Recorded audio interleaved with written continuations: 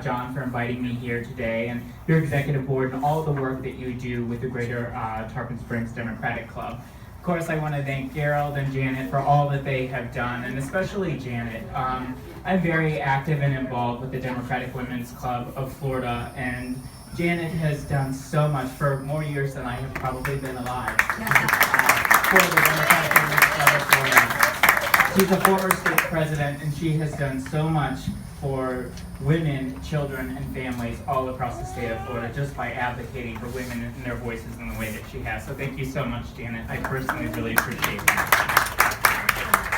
So I love this. This is really great. I actually live here in Pinellas. I live in Largo.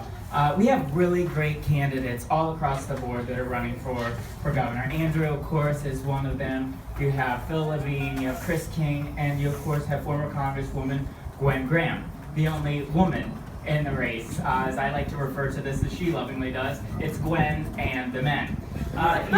This election is not just about women. It's about women, it's about children, it's working families, teachers, students, veterans, seniors, and restoring faith in the American dream. All too often across this state of Florida, we see people struggling to make it, having to choose between rent, groceries, utility bills, and healthcare costs, but still hoping that they have a little bit of money left over at the end of the month to care for themselves, their children, their grandchildren, and their families. That's what this election is about. It's fighting for those people all across the state of Florida, regardless of their personal party politics. Protecting our waters, our beaches, the environment, advocating for one of my biggest passions and why I'm personally supporting Gwen Graham, common sense gun reform in the state of Florida.